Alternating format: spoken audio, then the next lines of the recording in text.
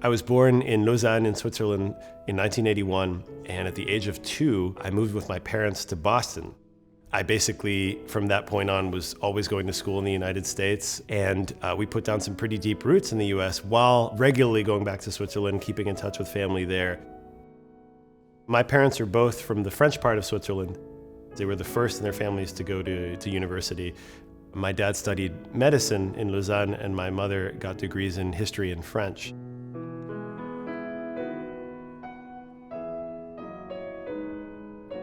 They had an incredible love for learning, for education, for books, an appreciation of what those avenues can bring in life in terms of experiences.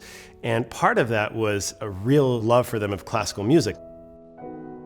They were both amateur pianists, particularly my mother, and there was a lot of music around at home, and it was just something that was listened to almost all the time. I started playing the piano when I was 4 years old. I would describe it as something that I was very drawn to and that I loved. I loved sound and music and the possibilities that I had there for expression, and it just felt great to do. But I think also there was never a hint of professional expectation. I had a lot of interest as a kid, and I particularly loved history, and I think a lot of this was because of my mother. And classical music, I think there was a fusion with that love of history. I remember this time, I think I was maybe 10 or 11. My dad was blasting a Beethoven symphony. I think it was Beethoven 7, pretty loud through the whole house. And there was something in there about the defiance, the nobility of the music, the character of the person who had written it, and what that indicated too, that all that mattered was the mind, was the intellect, was the spirit, rather than any social hierarchy. That made a huge impact on me, that kind of elemental power and that commitment to the human spirit, to the possibilities and to the essentials in life, right? What it boils down to in terms of the mind, the spirit, the integrity. That was all encapsulated in that moment for me.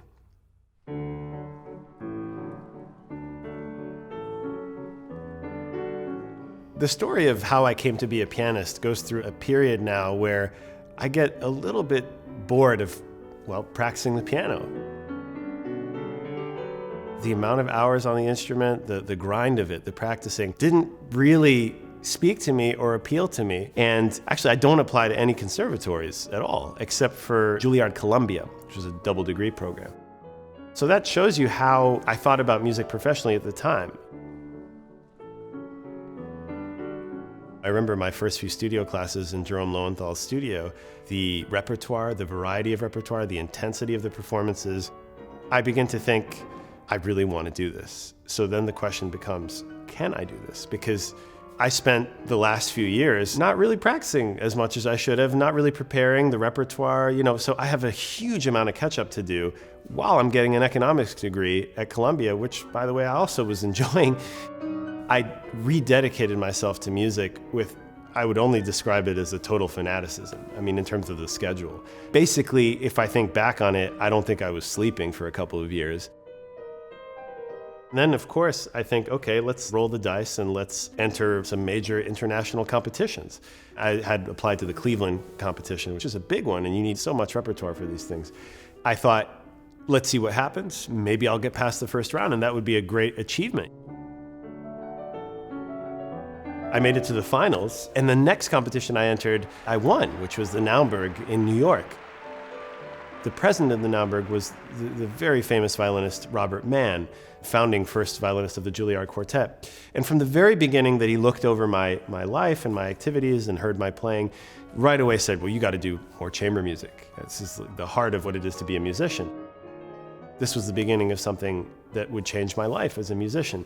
Something about, playing with a colleague who's just an incredible musician, who has ideas, who's changing things all the time. Once you get into a good professional feeling with somebody as a chamber musician, it's so wonderfully free of BS, basically.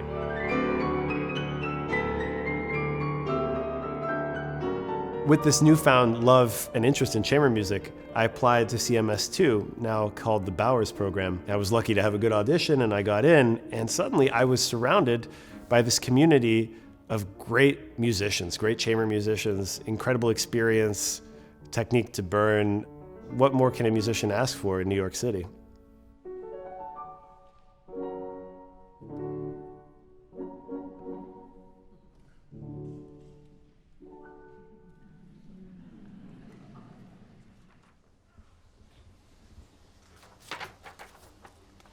If you think about things that make a professional life sustainable, satisfying, and that you continue growing, the key to that is variety. To have projects as you look forward to that require different parts of your spirit, of your brain, of your body. The variety that I seek as a pianist and as a musician is certainly not today limited to just my music making. Life at the moment for me is overflowing with possibilities. Time is the most valuable resource I have because I have a family. I have 2 little kids. I have a wonderful wife here in New York. Oh boy, oh boy. What tempo you want to play this at? That tempo. Yeah, but you started one tempo and then you kept going at a different tempo.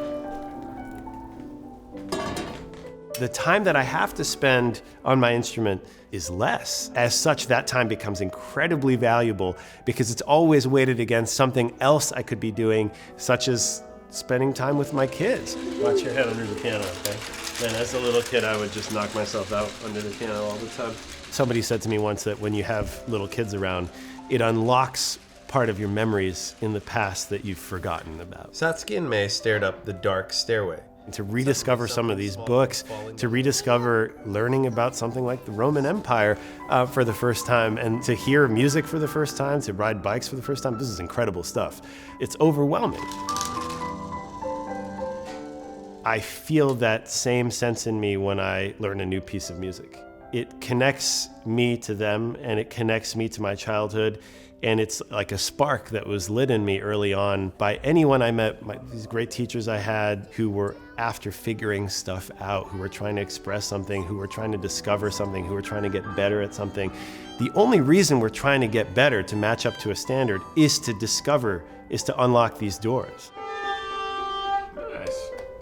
When I look ahead at my next few decades and I think, okay, well, I'm going to discover these works, do these premieres, I'm going to take on these projects, I'm going to see if I can do this.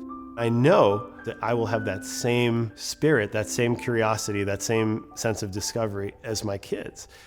That fills me with real anticipation and joy.